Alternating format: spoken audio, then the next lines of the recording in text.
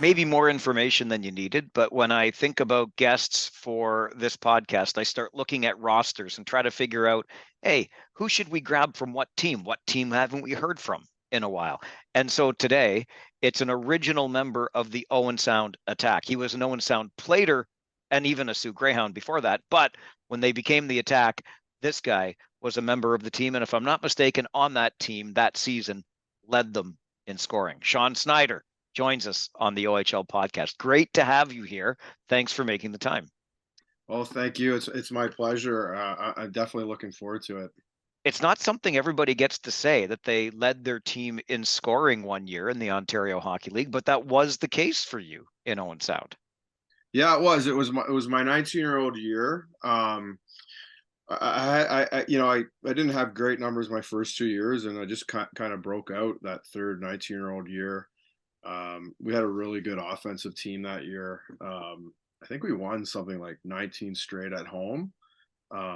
Not so much on the road, but we were a really good home team in that building up in Owen Sound. And yeah, we were the Attack that year, and it just was a year that went really well for me. And yeah, it was a fun year for sure. Let's talk a little bit more about that building. I get asked all the time, is the ice surface really the same size as all of the other ice surfaces? I say, yes, of course it is. It's just that everything is right on top of you in there. But when that's your home barn, what's that like? Oh, I mean, it was great. Like we joked that like when teams come down that hill, they're in trouble. We would joke all the time. I don't know what it was. Goalies would have issues with, I don't know if it was the lighting or what it was, but we knew, on a Saturday night we had a good chance to win in that building. Teams just for whatever reason didn't play well up there, so it was certainly an advantage for us. I remember quite some time ago, I'm pretty sure it was the mid 80s Sioux team that went undefeated at home. And my former broadcast partner, Don Cameron, told the story of Terry Crisp, who was the coach at the time, was always just talking to those Sioux players saying, hey, they're not Northerners like us. They're coming up here to play the Northern team. And I get the sense that you almost had that like same advantage, if you will, as a member of the Owen Sound Attack, or when you even the Platers, because you're the smallest market in the league. Every game is almost like David versus Goliath, isn't it? I think so. Yeah. I mean, I think that maybe the other thing too is you're kind of off the 401. It's, if you're playing games in November, December, January, it's dark before you even get to the rink. You're coming up Highway 6.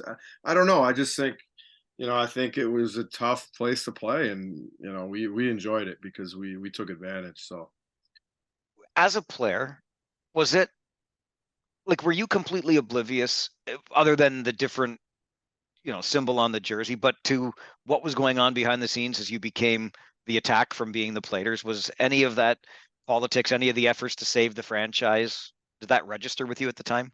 oh yeah, no, absolutely. We were fully apprised of what was going on. We thought we were going to Cornwall for a second.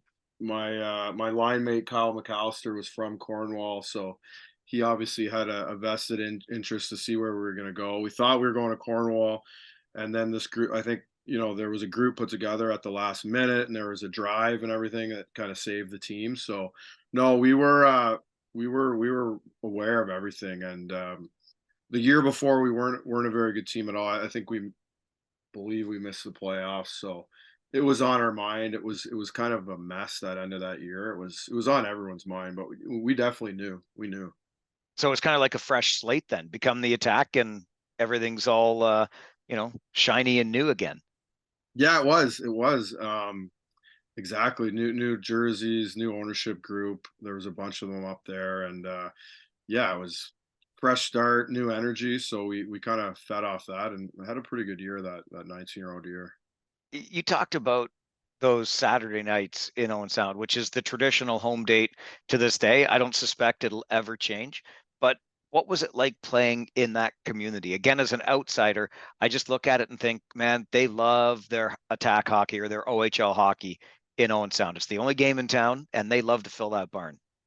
They really do, and you get fans from Port Elgin, Southampton, throughout the country, Durham. So it's a really cool group of people that come in every Saturday, and yeah, like in the community, we couldn't really go anywhere without people knew exactly who we were all the time. And, we would have police officers that would help us out, restaurants that we'd go to all the time. So it was a fun place to play. And you're not too far. Like, I'm from Fergus, so it's just up Highway 6, hour and 40 or whatever it is. So family would come up, and it was a fun place to play. I honestly, I haven't heard many people say, other players I know in different eras, even today. I think most guys go up there and they have a great time. I was thinking about that proximity to home for you, under 2 hours as a Fergus guy when you're in Owen Sound. Did that make it easier when you were traded from the Sioux to the Attack? I always think about this for teenage hockey players, Snides, and when you're being told by one team that you're being shipped to another, it's got to be a little bit unsettling. Yeah, you know what? My first game was in Guelph at the old Memorial. Um, I think they still there. Yeah, I believe it would have been the last year at that old barn in Guelph. So my first game with Owen Sound was there, I believe. And then I played there, and then yeah, up Highway 6. I probably had a day to just kind of get my stuff together and hang out with the family for at least a couple hours, and then head up there. And it was a new beginning. So yeah, certainly I think yeah, with the proximity, it made it easier for sure. What was it like? I always wonder for a kid coming into the Ontario Hockey League, and it's the Sault Ste. Marie Greyhounds that are the team that drafts you. As far north as you can go in this league. What's the thought that goes through your mind? You know what? You're just happy to be drafted, obviously. Again, I'm aging myself here, but we still had the in-person draft, so it was in Barrie. Um, the Greyhounds had like a whole contingent come down, like their whole front office, like admin people, everything. So they had a box there. Like they treated us so well on draft day. So, yeah, just excited. Um, yeah, I originally I thought I was going in the fourth to Belleville because I knew their scout pretty well. I think they ended up taking Michael Renzi, who I ended up getting to know a little bit later. Really good pick, good player. So from the fourth to the fifth, you're a little bit on edge because you thought you were going somewhere. Now, when am I going to go, et cetera, et cetera. But so other than that one round, it was great, enjoyable day. And then you go to the Sioux, and yeah, you just roll with it, right? It's far away, but that's how it goes. And yeah, the rest is history, I guess. But my time in the Sioux was great too, so no complaints there. What was it like playing for Dave Cameron up there? Dave was, I've been lucky. We'll probably get into some other coaches, but I've been very lucky to have like a lot of good coaches throughout my career. But Dave was one of the best. He was great for a young guy, rookie, to go up there. I haven't seen him or talked to him for a long time, but he was perfect coach for a rookie player in the league. Yeah, I mean, he got fired. I don't know if it was fired or his contract was up at the end of that rookie year. Like if he stays, I probably stay in the Sioux, a lot longer than I did. But he was gone, and then some things changed. So that's the way the hockey world works. Yeah, I think there's a lot of coaching to talk about in this conversation today. We will get to lots of it, but you made me think kind of about the business side of this game, Shawn, when you talked about thinking that you might go to Belleville in the fourth round because you knew the scout up there pretty well, end up going to the Sioux in the fifth round. But as a 15-year-old hockey player in this province, with anybody that's got any chance at making it to the next level, obviously, you know how closely you're being watched, don't you? Yeah. Oh, yeah. No, at my draft year, I was playing Orangeville Junior B, so small. The small Junior B arenas. Um, we were a Wednesday home night. Daryl Bootlin I played with, who was a first rounder. So I don't think there were many junior games on Wednesdays. Like we would have, the place would be packed. There's really not any other junior games. So yeah, we were fully aware of um, how many scouts were there, and we know, right? Like for instance, it's funny. I went to the Sioux and I forget his name, but he was a really old Sioux scout. He used to watch warm up. Like he'd be at every warm up on our Wednesday games, and you could see him. He's right there. So we're fully aware, and but it was fun. We had a young team in Orangeville as well. and they let the kids play, and we just had a great time. And lots of scouts would come out on that Wednesday night. You talked about how the Soo, and we talked about this on a recent episode of the podcast, the way the organization is run, kind of top to bottom. They had a little blip when Phil Esposito owned the team, which was before you got there. And other than that, this is an organization that just seems to do all of the things in the right way. What was it like playing up there? Again, it was, it's a long way away, but great fan support, really, really good billet, billet units, like lots of great billets. The team's close because there's everybody's so far, nobody's going home for 3 or 4 hours on a Sunday, pretty close knit group. It was great. It's Friday night up there is their home night. They packed the place. It was the number one show in town, so it was really fun place to play. How'd you feel about the travel back then? That is one thing. It was a lot. We'd get home on, I don't know where we'd come from, maybe Windsor or something on a Sunday, or I guess we'd maybe go Windsor Thursday. Maybe we were coming from Kitchener or wherever we're coming from. We'd get home at 5:30, had to be in school for like 8:30. Yeah, sleeping on the floor, obviously it was. And then you get home and it's like super cold out. That was tough. The travel was intense. Certainly a competitive disadvantage compared to other teams for sure, but you just kind of you deal with it, right? So Builds character, doesn't it? yeah, exactly. Builds character. So yeah, like it'd be good though. Like everybody had I would get cookies from my grandma. Someone else would get like lasagna. We'd be, so we'd have great food on the way back because everybody's family took care of them. But we shared everything. So, but it was fun. So from the Soo to Owen Sound, and there was one more trade in there for you as well. Your final year off to Sudbury. What precipitated that move? I'm not sure, to be honest with you. We had a ton of OAs.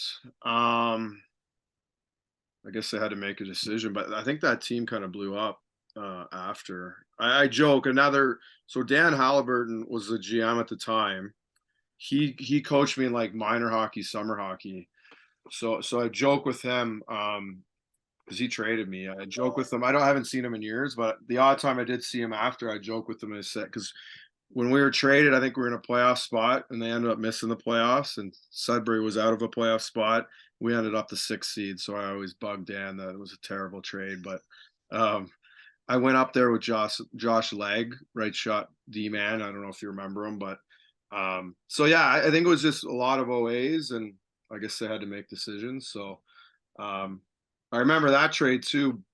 Bert Templeton was the coach and GM, and he skipped the game to coach, and he was at our game. And I got pulled into the office after, and Bert was there, and they said you're traded. So it's not like I could say no. And when Bert's in the room, there wasn't a negotiation. So and then I had to play St. Mike's the next night at 2. So me and Lag, game over. I think I had a couple points. Go pack your bags. Say bye to the guys. Me and Lager drove to Fergus, spent the night in Fergus, played at St. Mike's the next day at 2. So not much time to think about it. You're just going. You mentioned another one of those names that we'd have to get into because Bert Templeton is the stuff of legend in the Ontario Hockey League. What was it like playing for him up in Sudbury? It was interesting. It was interesting. Like for me, like in terms of like teaching you fundamentals and like a lot of ins and outs of how to be a good hockey player, like he was like phenomenal. Like some of the just fundamental skills that like a lot of people might forget about. He was great. He was like super intense, really, really, really hard on guys, hard on rookie guys especially. But he was okay with me and Lager, and as long as we played hard. But he was intense. There's no doubt about it. You got from Western Conference to Eastern Conference with the 3 teams over a junior career is relatively well traveled. Did you have a favorite place to play on the road? I love the odd in Kitchener. I scored my first junior B goal there against the Dutchman. Scored my first OHL goal against the Rangers. I'll always just love the rink. I still think it's the best rink in the league. So that's probably number one. Um, Other than that, I'm not sure. I'd have to say that that would definitely stand out. First OHL goal, you're always going to remember that for sure. Yeah, exactly. How did it go in? Bar down snipe? Off your ass? Which was it? I don't know. It was a shot from the slot, like kind of a broken play, I think. Shot from the slot. I don't know if it was bar down, but it was in, so we'll take it. Absolutely. In That's all that front of lots of matters. family, because obviously Fergus Kitchener's close, so it was great. Yeah, I guess that would have been that and Guelph before they were gone was about the closest you could get for a home game, right?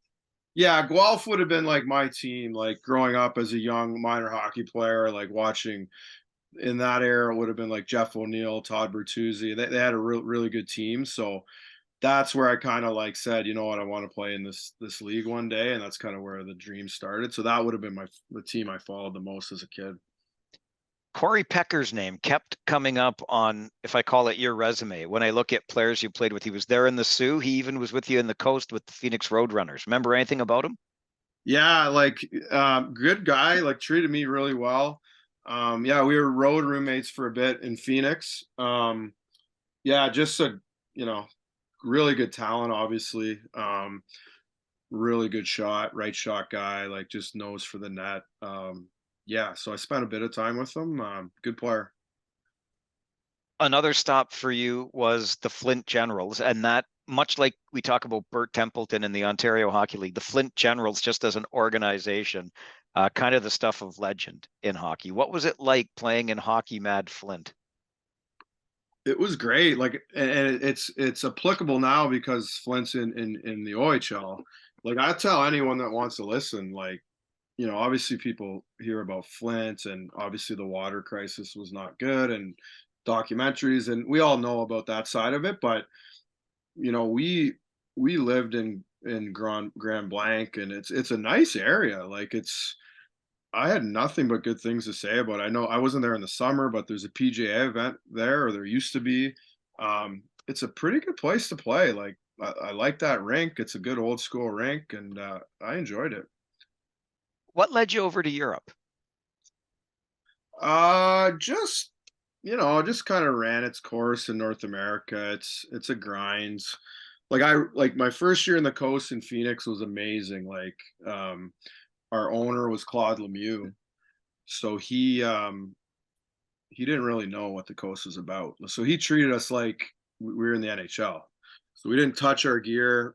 We showed up to the practice facility, our gear, like it was like we were in the NHL. Like, we flew everywhere because we were on the West Coast. We'd fly in, the bus would drop us off at our apartments, and then they'd take the trainers to the rink. So it was literally like we got the A class treatment. So that was fun. And then I played in Flint the next year. Um, and then I just got an opportunity. I can't remember how it came about, but I went to Sweden. Loved it there. Had an amazing year. It kind of fit my game, like big ice. I could skate. Playmaking. It was good. A little bit less games. It was a great year in Sweden. And then I came back for another kick at the can in the coast in Reading. And then it was an okay year, but not great. So after that, it just kind of gets to the point where you're like, I can make way more money in Europe. I get to travel, lighter schedule. Why not? So, and then once you get there, the culture is amazing, and you get the national team breaks in November and February. So those are 2 weekends. You can, the cheap flights in Europe. You go to Prague, you go to Berlin, you go wherever you want to go. So really cool experience, and you're not going to make the NHL in North America. So why not, you know, have a great life experience? And it was great. Europe was awesome. Is that where the travel bug really bit, or did you already have it in you? Yeah, you're probably a good way to put it. Yeah, that's probably where it bit. Yeah, I mean, because with hockey, you're not traveling a ton. You don't really have a chance. But that definitely, yeah, I think that's a good way to put it. How would you compare the hockey? I mean, you mentioned the bigger ice surface. Obviously it's a lighter schedule. We always talk about the skill over the physicality. What'd you think of the differences in the game, Europe versus North America? Yeah, I mean, I'll put it this way, and I'll get into Sweden in a sec. Sweden has its own, like, they have their own style compared. Like Germany's more like North America. Sweden and even Finland's got the hybrid ice, so it's not as big a ice. Sweden, I found for sure, was the biggest difference. Um, like some old school coaches, like if you were a centerman, you literally never went below the top of the circle. So you're basically a third defenseman. So for North American centers, it's like super adjustment. But I would just say in Europe, your whole team is skilled. Like I remember the first day I got there, we had a normal practice, and like you're like seventh and eighth defensemen that aren't even in the lineup are like beyond skilled. Now they have their deficiencies when the puck drops, and that's why they bring over North Americans, because we go to the net more, and it's just in our DNA to be a little bit more competitive and things like that. But when you look just on a skill level, like top to bottom, their eighth D has an incredible amount of skill. Where we in North America, and I know it's changing a little, but you'd see how our first and second line that gradually you got some grinders and stuff. They don't have that, so it's just skill, skill, skill. Did you have a favorite place over there that you ended up either staying in and playing in or playing on the road or anything like that? I would say that hockey wise, everywhere in Sweden was awesome. Um, it was great. Like they love hockey just like Canada. In terms of like living and culture and stuff, I played 1 year in the German Alps. It was amazing. That's Like, unreal. yeah, it was like our rink was like half outdoors, and they packed it like 4,000 people. It was super cool. I know I want to talk a little bit more before we get to the championship that you were able to win. And I skipped that over on purpose because I'm sure that still remains a highlight, even though it wasn't in pro. But you got back to North America and you still couldn't give it up. Like men's senior, Dundas Real McCoys, you were still grinding away like up to just a few years ago. Yeah, yeah. You know what? I wouldn't call it grinding. That was super fun. Um, Mike Mole, a good buddy from St. FX, was the goalie there. So, and I knew a few other guys. So, um, yeah, they invited me out. I went out, and it's like it was fun. Like I met some more great guys there, and just try to keep the competitive buzz going. And the year they won the Allen Cup, I had gone back to Europe, so I wasn't on that team. But we won a couple league titles and went to one Allen Cup in Newfoundland, which was super fun with the guys. So tons of former OHLers, and it was good. I enjoyed it. Well, it's funny. You talk about using that or having that to keep the competitive juices flowing. Why? Because coaching just didn't quite do it for you? No, coaching definitely. I love it. It does it for me. But I don't know. You're still in good shape at that time. I think I would have started when I was 34 or 5. So you technically could still play for sure. It just doesn't make sense kind of anymore from different perspectives. But physically, you're still ready to play, and the guys are funny, and you still miss the room and everything. And it was just something extra to try to stay in a bit of shape and play hockey. It was fun. I get the sense that that's as much what this game is about as it is about the actual, competitiveness, winning championships, getting to the highest level you can. And that's the relationships you make and really the fun that you get to have along the way. It beats Yeah. working for a living, doesn't it? Yeah, it certainly does. It certainly does. So yeah, just the relationships, and even like feeling of scoring a goal, or that feeling you get like the 5 seconds before the puck drops. You really can't replace that in life. I mean, you can try, but it's pretty unique feelings for sure. Okay, so you mentioned Mike Mole and Saint FX, and that's where you were after the O, before going pro, winning a CIS National Men's Hockey Championship with Saint FX. Take me through that season, what it was like for you. Yeah, so the season before we lost in the AUS final in game 5. It might have been overtime. Then we lost in the national championship tournament. Our goalie broke his finger. We lost, I think, Q2TR in the finals. So we were right there, right there. So we come back the next year. We had a really good team. I think we went down to the U.S. schools, 5 trips down there and swept them, like University of New Hampshire, Vermont, like good schools, and swept them out in the 5 games. So we knew we had a really good team. We had a few guys back from pro, Mike Martone, Todd Norman, so guys like 3 years with 3 years pro experience. We mentioned Molsey. I obviously got to mention Troy Smith, or he'll never let it down. So he was there. I know you're good. I know you're good buddies with him. So he was there. I mean, there's lots of guys there. Our captain was Patrick Grandmaitre, a guy from Quebec who was just unreal captain. Played so hard and was such a great leader. So we had guys from Alberta, the Q. We had a really good group of guys, and had a great season. Won the AUS and then won the national championship against the University of New Brunswick, kind of our arch rival. So it was a really good experience. Yeah, you mentioned Smitty. I've had the pleasure of getting to know Troy over the years. And as I said at the beginning of this, I'm just looking through rosters. I haven't had anybody from the Attack in a while. Let's look at their first year of existence. Boom, Shawn Snider's name pops up. I do a little bit of looking. Oh, played with Smitty. So he's the reason that we're connected and doing this today. Nice. Yeah, no, he had mentioned it, so it's I'm glad he connected us. Well, that's one of the other places I wanted to talk about a coach too. A fellow by the name of Danny Flynn coached you at St. FX. Yeah, see, that's what I mean. Like we could go down lists. We like another unbelievable coach. X's and O guy, like to a T. Like that was his thing. He knew the game so well, and nobody was going to beat us because of preparation or systems. So he was, I still use lots of things today that I took from him for sure. So we're lucky to have him.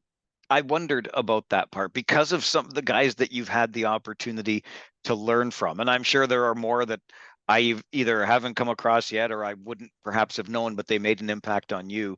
And you, of course, are coaching to this day with Georgetown right now. But do you take elements from the guys that coached you and bring them into your own coaching? Oh yeah, absolutely. Systems. I know the game's obviously evolved, so you're obviously evolving with systems and things like that. But some of the core principles and things like that you would take from the coaches you've had, just the way they interact with players as well. So yeah, you take bits and pieces of everyone really. So started with Dave Cameron, Bert Templeton for a bit in there. Danny Flynn was good. One guy would be good to mention is Mark Reeds. Of course, yeah. Yeah, he's passed away. Honestly, he would be up there as maybe one of the best. Like, and I know if you talk to players around, they'll tell you the same. He was pretty quirky and like a little bit sarcastic, but wow, was he a good coach? So that's another one for sure.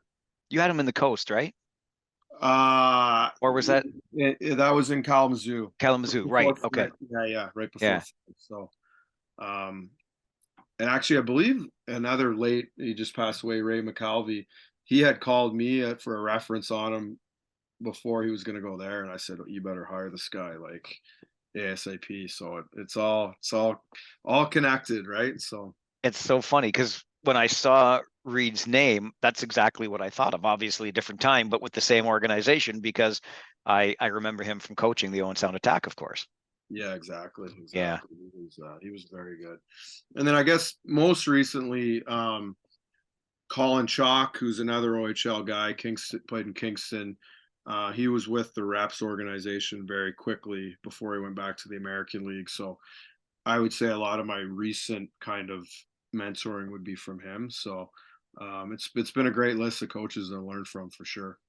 I wanted to talk a little bit about that Mississauga Reps organization because you were coaching the team, which was the 02 birth year, and Correct. there were 13 13 players from that team, Snides, that got drafted into the Ontario Hockey League. People would probably remember, be familiar with names like Matt Pappas and Tristan Lennox and some others. And there was also a kid on that team by the name of Owen Power. Yeah, exactly. Yeah, it was Michael Renwick too is a D. Like we Yep. could go. There was lots of guys that the OHL fans would be familiar with. So Owen Power didn't come to the league, obviously, but yeah, pleasure to coach. Obviously, a talent. Just obviously his size stands out, but the way he thinks the game, he thought it pretty much that good back then. He saw the game so well, and he was our captain and just great player, and obviously a pleasure to coach. Yeah, I don't want to overlook other players, obviously, but it must feel kind of special to know that you had at least some hand or just got to watch what this kid could do in Mississauga as you coached him before a few years later he's going first overall into the National Hockey League. Yeah, no, exactly. It's like I said, it was a total pleasure for us. We're super proud of kind of obviously all of it's on him the way his work ethic was, but yeah, to think we had a little bit of part of refining his game a little bit and helping him kind of become a better leader and things like that. So yeah, no, it's certainly an honor to have coached him, and we're happy to watch him succeed in the NHL. When you watch these guys, Shawn, go from your organization like the Reps into the O or elsewhere, how much do you keep in touch with them, or just do you keep your eyes on them to see how they're doing up there? Yeah, you know what? I'll stay in touch a little bit. Yeah, stay in touch with Owen and the odd text message with some of the other guys. Charlie Callahan, who's in Mississauga, and Renwick now and again. But and I'll stay in touch with their parents as well. Not a whole lot. Everyone's busy, but we're certainly still connected that way. And if we see them at the rink in the summer, we chat. So it's you keep some connections for sure. I wanted to talk a little bit about that 2022 Telus Cup. You're out west, and it's a semifinal game where you have to come back in the third, tie it late, only to unfortunately fall in overtime against the ultimate champions. But can you take me through that experience? Yeah, no, that was another fun year. Like we start to finish, I think we were first all year. Like we didn't move positions. COVID obviously played a little bit of a role there. In January, we were shut down, so playoffs were like a one game final or something. We lost in overtime there, but we were able to win the we against the Nats, but then we were able to beat the Nats in the OHF final to get to Telus Cup. So amazing experience for the kids to get out there. It was in Okotoks, but we stayed in Calgary. So it was first class, like ran really well. Guys played well. We lost in overtime to Moncton in the preliminary rounds. They scored a late one and then got one in overtime, and we were right with them. And then in the semis, they got up, but we came back and scored with the net empty, and then they kind of got one off a super weird play, and that's hockey, right? So, but amazing experience for the guys and really good team. We had a bunch of kids that kind of were undrafted because of the COVID year and had like super good years and excellent team, good leadership. So it was fun. It was a great year. What's it like as a coach behind the bench when you get that goal with the net empty to tie it up in the third period? I'm sure part of it's got to be okay, like you'll have your celebration like the rest of the team, but then keeping the guys focused. There was still over a minute to play in regulation. You got to make sure they stay dialed in to not, give up that momentum before the regulation time runs out. Yeah, you said it perfectly, right? It's like shift after goals or sorry, yeah, shifts after goals are like so important in hockey games, the way hockey games flow. So Moncton was like a quick strike team. They scored everything off the rush. So yeah, we're more concerned. You know, we got to get this to overtime or at least be aware. I think they kept their top guy on. So yeah, you're just trying to grab the guys and make sure they get their bumps off that face off. Don't lose an assignment off the face off, and just try to play good solid hockey that minute left. Because if you're not focused, teams can score, and next thing you know, you're out. But yeah, that's your job as a coach, to try to keep everyone prepared for the next 5 seconds, really.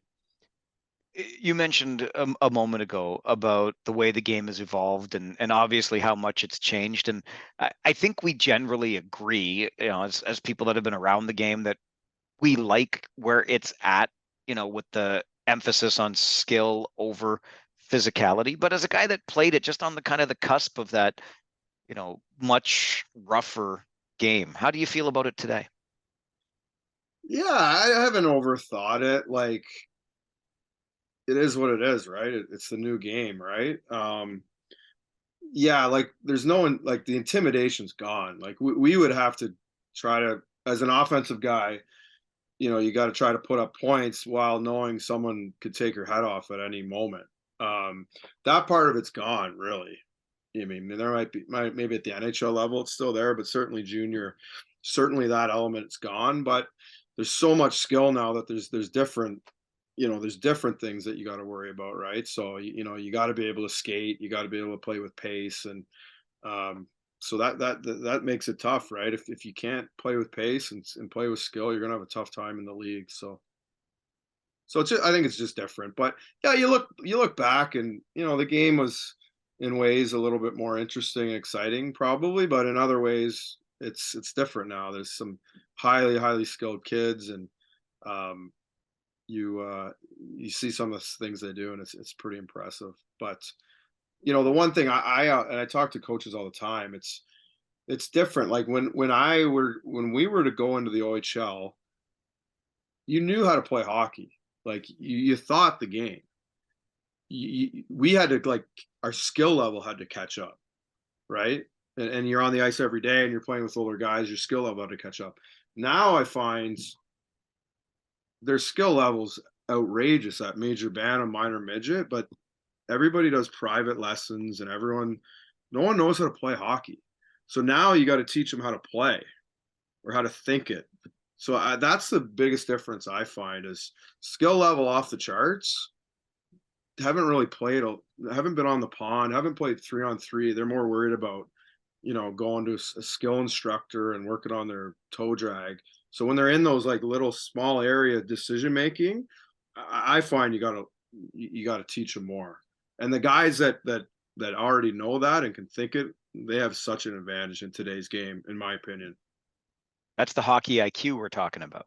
Exactly, Yeah. exactly. Whereas in the past, you just naturally get it because you're playing, you're in 2-on-1 situations. And again, I may be generalizing here because it's not everybody, but I find more skill level, less thinking is what I see at the level I coach. It reminds me, it takes me back to quite a while ago on this podcast, but a coach that we were talking to, and it sounds like maybe we almost have too much structure in some ways. Is Yeah, that yeah, I could see that sometimes. Some coaches, I think.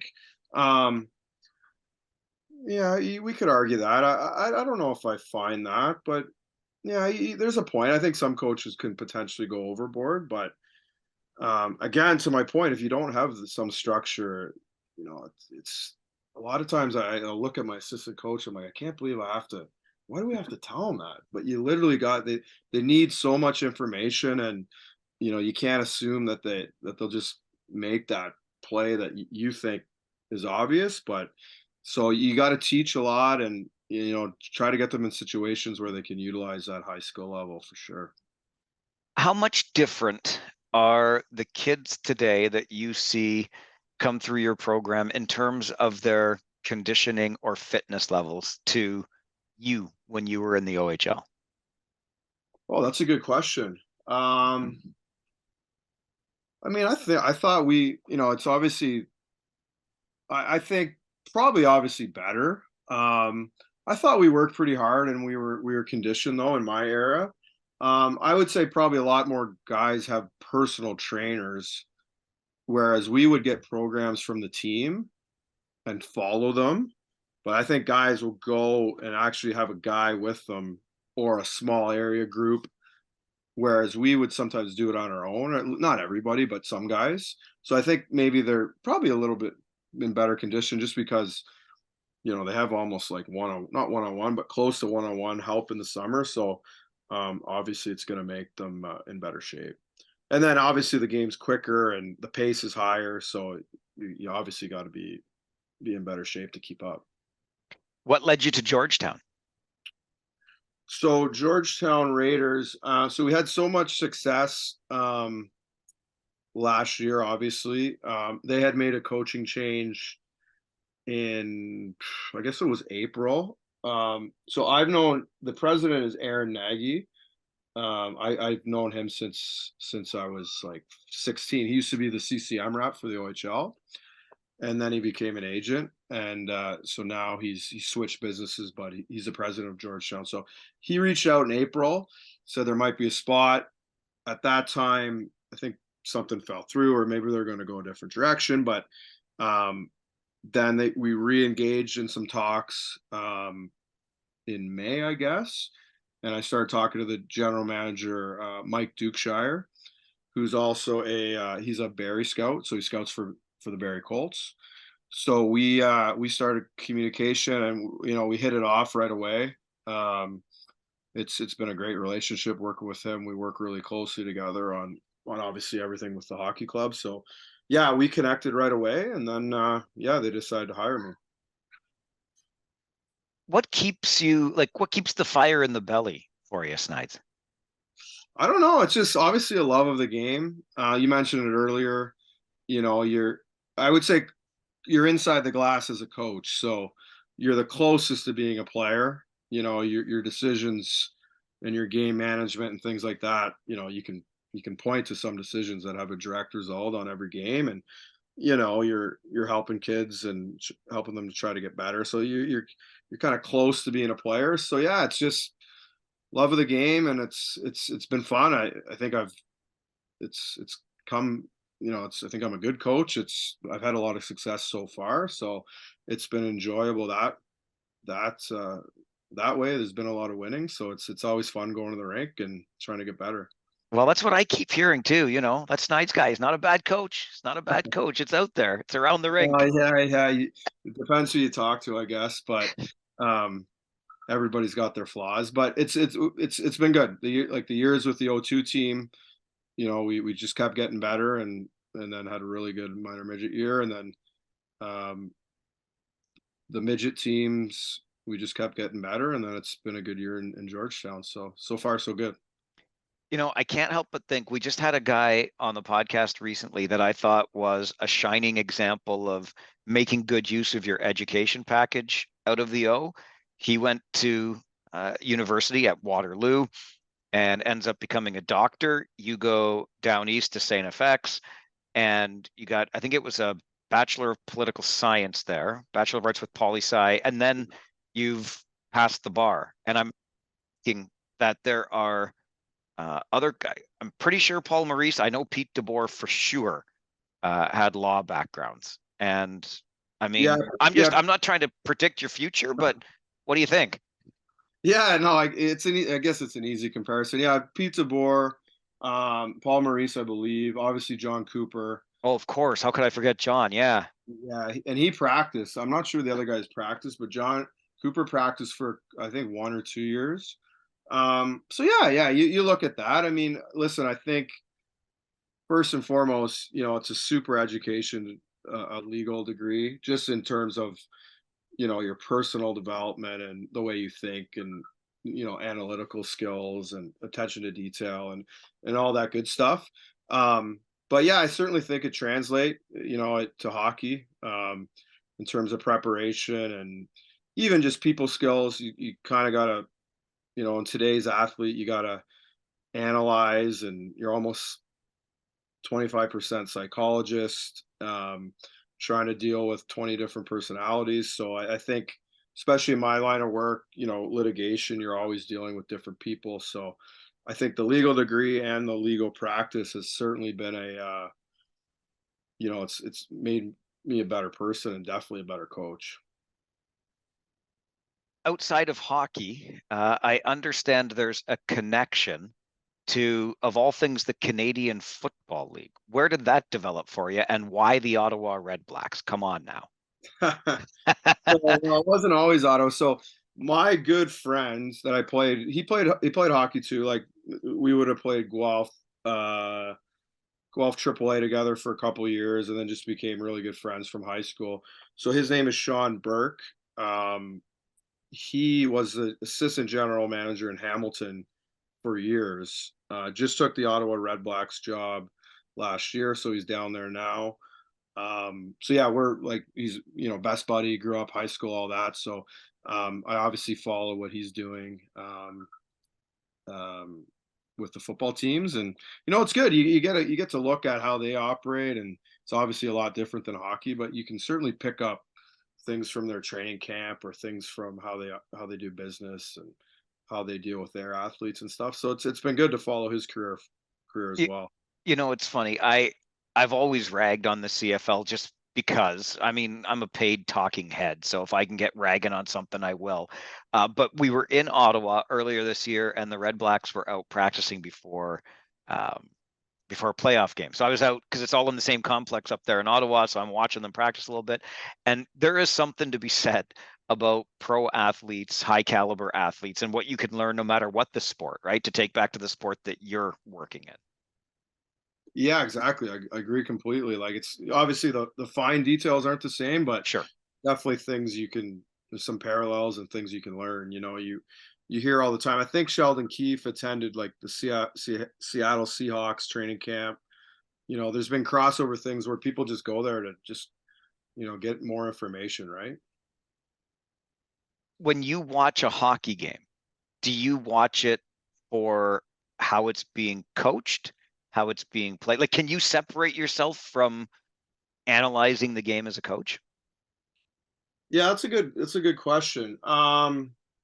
Yeah, I think you're always looking at it like how it's being coached. What are their systems? Why they do that? But you can turn it off too and just enjoy the game, um, and appreciate the game. On my birthday, I took my dad his favorite team's Boston, so we went to see Boston in Toronto on February 1st. So that one is more you just kind of enjoy it with your dad, and but you pick things up live too, right? Like I'm so busy with my team and with law. It's you don't look as closely. I had no idea Boston's decor was that good. It was impressive. No, I had no idea. Was it Lindholm? No idea it was that big. Like I thought he was. I always thought he was like smaller size offensive guy, but he's a big guy, and wow, he's a good player. So, but yeah, you pick up things. You try to learn, but you can enjoy it too. How much of an impact did your father have on developing you as a hockey player, getting you interested in the game? Yeah, it was right from the start. I kind of come from a working class family, so all the money went to hockey. Really, we were all involved. Two brothers and a sister. We all played. So they sacrificed a lot, and he was a coach of mine early on, and then obviously driving all around Ontario to see me play. So yeah, I owe a lot to my parents to get me involved in the game and get me out on the ice early. So it made a big difference. That gets me thinking too about, we talk about making good use of an education package. In your case, obviously, all those players off that O2 birth year reps team, that was the 2018 team, I think it was, that went to the O in that 2018 priority selection. But Owen Powers on that team went the US route. How do you see the level of competition these days between the Canadian Hockey League and NCAA? Yeah, I mean, I'm not in it as much as some others, but it seems to me the competition is it's pretty fierce, and the new transfer rule in the NCAA, I think that's gonna make the competition even more. My argument to some kids were like, you got to be careful where you go because if the coach doesn't like you down there, you get a long 4 years, right? But now with the transfer window, gives you a chance to get out if it's a bad situation. But that being said, it's super competitive in the NCAA. Like, in Georgetown, we're trying to promote guys to get there, and they're taking more and more Americans than they ever did before. Like years ago, way more Canadians would have opportunities. So those opportunities aren't as far. So I think that's going for the OHL, but it's an interesting decision for kids, right? I mean, I went to the OHL and I had a great experience and was able to use my school package. Um, so I think there's super pluses to taking that route. But for some other guys, the school route might be the best bet as well. But certainly hard decision for kids at that age to make and try to navigate the hockey landscape the best they can. But certainly interesting. Yeah, I love the way you put that. Navigating the hockey landscape as best they can, because you've got another great part to your story, in my opinion, as a guy who didn't play in the National Hockey League, but really enjoyed some time in Europe. There are so many possibilities for these kids, and we're seeing them at basically the same age, with me covering the O and you there in Georgetown with the Raiders. Do you ever kind of coach kids or offer advice in that direction, saying, hey, listen, if the NHL is not going to work out, there are options X, Y, and Z for you out there too. Yeah, certainly. Like, there's especially for guys in the OHL that don't, I know their dreams to get drafted and go to the NHL, but you can go down east or even the Ontario leagues is much better now than it was, let's say 5, 7 years ago. Go play college. Some guys can, even with their school package, you can go get you take courses while you're in the league.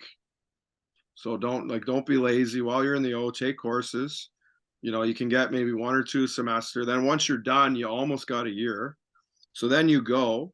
I tell this story all the time. Then this is a perfect scenario. Then you go, you get your undergrad done in 3.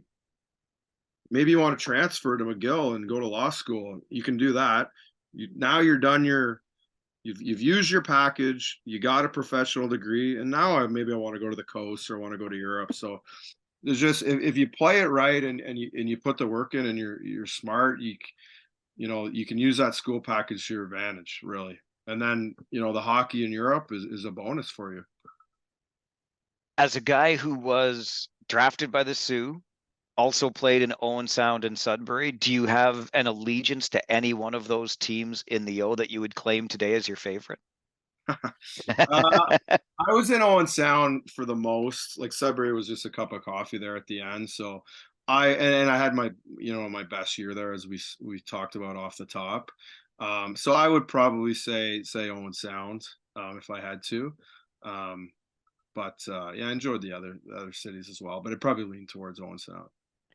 Before I let you go, is there an honest to goodness T-Bird story you could tell me that he really wouldn't want me to know? Off the top of my head, I don't know. I don't know. You put me on the spot. I don't know. I'll tell you a wild story. Before we met, we were in a game, and this is old school. This is old school OHL. When I was in the Sioux, he was in Plymouth. We were in a game in Plymouth, and this is the first time I kind of knew who he was. And this is not individual to him, but we got into not a brawl in warm up. It ended up being a slap shot brawl. Someone fired a slap shot at our end. We fired it was craziness. And I remember T-Bird, because he had a decently heavy shot. He was right in there. Like their whole decor, they had massive guys just taking slap shots at us. We were doing the same thing. I remember one of our Euros was down at the end, hiding behind the net. It was craziness. So that was probably the craziest, kind of old school story from the OHL. And that's when I first was like, oh, that's Troy Smith. And then we used to joke about it once I got to school. But no, in terms of him personally, I mean, we've had lots of great times at St. FX. We still talk. He'll mentor me in coaching as well. I've sent him texts. What do you think about this? What do you think about that? So, yeah, good guy. And I think he was an assistant captain with us at St. FX. So part of our great leadership group. And yeah, definitely fond memories with him and winning. You talk about his heavy shot. He told me about your snapshot. He said that was your specialty with the release. Yeah, it may have been. I don't know. I don't know how good it was, but yeah, I think I could sneak up on some goalies a little bit. Not really, no slap shots, but sneak up and get it under the bar quick. was kind of my forte at times. So What's it like going from the O, where a guy like Troy is a rival, to, the CIS route where he becomes a teammate?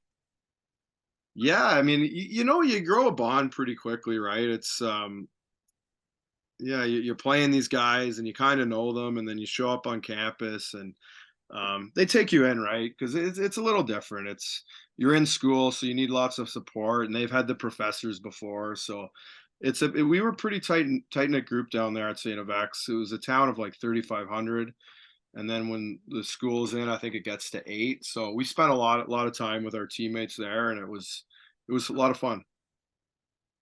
There's something about winning a championship that bonds guys basically forever, right? Oh, 100%. I think it's coming up on 20 years. I mean, it's gross to say that, but I think it's like I don't even like it's ridiculous. But 20 years next March, so um I think that like T-Bird's trying to organize something now, so he's kind of taking the lead on that. So hopefully we're able to see the guys next year at some point. Where's your ring? It's here. I have the X ring. You mean the X ring or the Yeah, championship ring? the X ring. Sorry, I should have Yeah, been more clear. Yeah. The X ring's here. I don't wear it as much anymore. I should wear it more, but certainly something valuable, and you're happy to have it. I think it's like the third most recognizable ring in the world, they say. So Yeah, it's something to be really proud of for sure, right? yeah, that X ring, it's very cool. I feel like I've become a better analyst of the game having talked to you today. Just listening to the way that you see it and how you coach it, this has been like a little clinic for me. So I appreciate you making the time to do this. Thank you. Oh, not a problem. It's I'm glad you reached out, and anytime. It's fun to talk hockey and kind of reminisce a bit. And yeah, it's I'm sure we keep talking. You can fill me in on what's going on in the OHL, and I'd be better for it too. So I appreciate the time, and it's been fun. It's a deal for sure. And we'll just watch for the next guy with a legal background to end up in the National Hockey League someday. We'll say, hey, we remember that guy when he was on the OHL podcast. Yeah, yeah. You never know, right? You never know. You just take it one day at a time. So